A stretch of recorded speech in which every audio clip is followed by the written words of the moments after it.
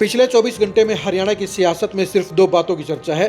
पहली चर्चा है राहुल गांधी के वोट चोरी के आरोपों की और दूसरी चर्चा है प्रोफेसर संपत सिंह की इनेलो में वापसी की। जहां राहुल गांधी के आरोपों को लेकर दोनों तरह के दावे किए जा रहे हैं, सवाल और जवाब दागे जा रहे हैं, वहीं पर प्रोफेसर संपत सिंह की इनेलो में वापसी का बड़ा मैसेज गया है। नमस्कार, मैं हूं कुलदीप शिवरान। आज हम खरी न्यूज़ में चर्चा करेंगे संपत सिंह की इनेलो में वापसी की, संपत सिंह की एंट्री के इम्पैक्ट की और हरियाणा की जनता में गए मैसेज की।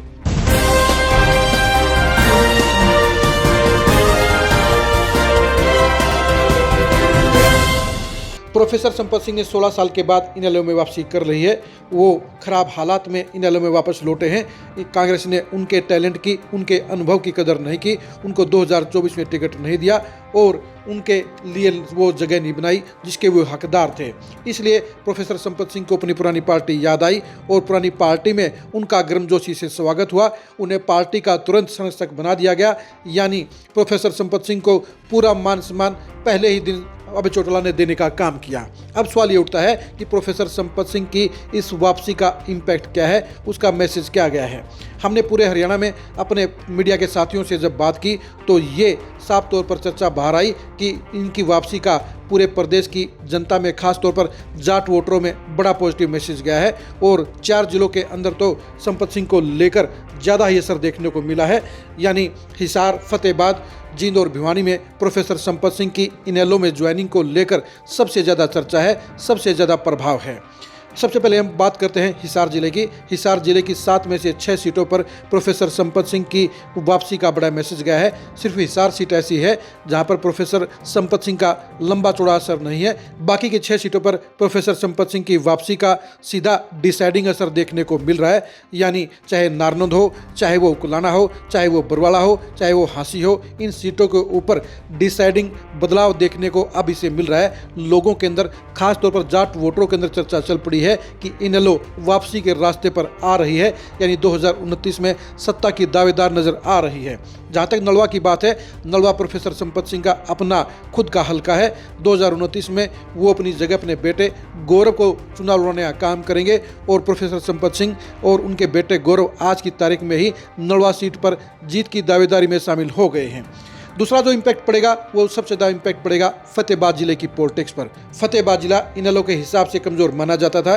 पिछले 1.5 साल में फतेहाबाद जिले में सबसे ज़्यादा किसी ने मेहनत करने का काम किया तो वो सुनैना चौटाला हैं। सुनैना चौटाला ने 2024 में पूरी शिद्दत के साथ फतेहाबाद से चुनाव लड़ा। उसके बाद वो एक दिन भी घर नहीं बैठी। वो लगातार अपने हलके के अंदर एक्टिव रहती हैं। जब उनकी ड्यूटी बाहर के जिलों में लगाई जाती है तो वो वहाँ पर भी अपनी भूमिका अदा करती हैं, अपना दायित्व निभाती हैं। बाकी के दिनों में वो अपने हलके पर ही फोकस करती हैं।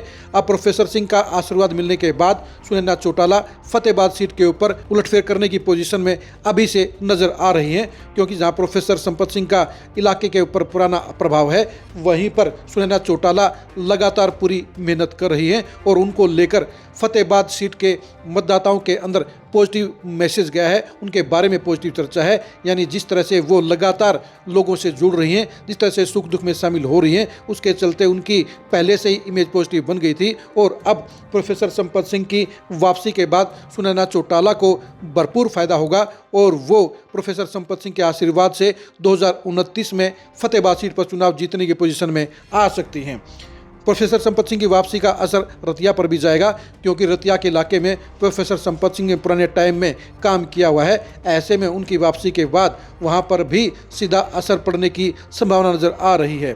जब 2 सीटों पर असर पड़ेगा तो उसका प्रभाव आगे टोहाना पर भी जाना मुमकिन नजर आता है, क्योंकि टोहाना के अंदर भी वही माहौल बनता है जो फतेहाबाद और रतिया से होकर गुजरता है।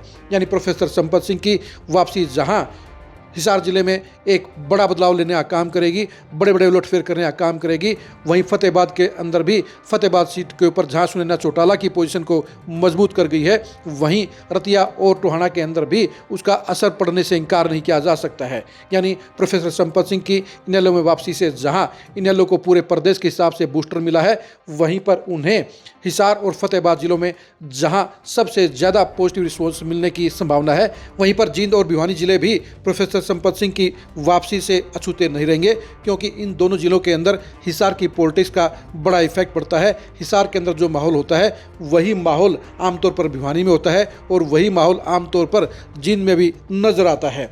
वैसे भी इन दोनों जिलों के अंदर भी प्रोफेसर संपत सिंह ने काफ़ी काम किया है। जब वो इन दोनों जिलों के दौरों पर निकलेंगे तो वहाँ पर पुराने साथियों के साथ मिलकर वो इनेलो को बड़ी मजबूती देने का काम करेंगे।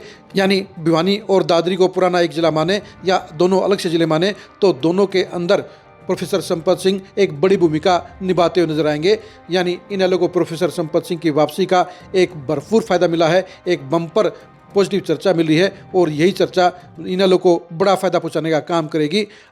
प्रोफेसर संपत सिंह की वापसी से नारनौंद के अंदर उम्मेद लुहान को भी पूरा फायदा होगा, क्योंकि पुराने समय में संपत सिंह ने नारनौंद में काफ़ी काम किया हुआ है। ऐसे में उनका आशीर्वाद भी उम्मेद लुहान के काम आएगा और उनकी गाइडेंस के अंदर उम्मेद लुहान 2029 में नारनौंद में उलटफेर करने की पोजीशन में नजर आ सकते हैं। आप प्रोफेसर संपत सिंह की इस एंट्री को लेकर क्या सोचते हैं, कमेंट करके जरूर बताइए। प्रोफेसर संपत सिंह इनेलो को कितना फ़ायदा पहुंचाने का काम करेंगे, इसके बारे में अपनी राय जरूर दीजिए।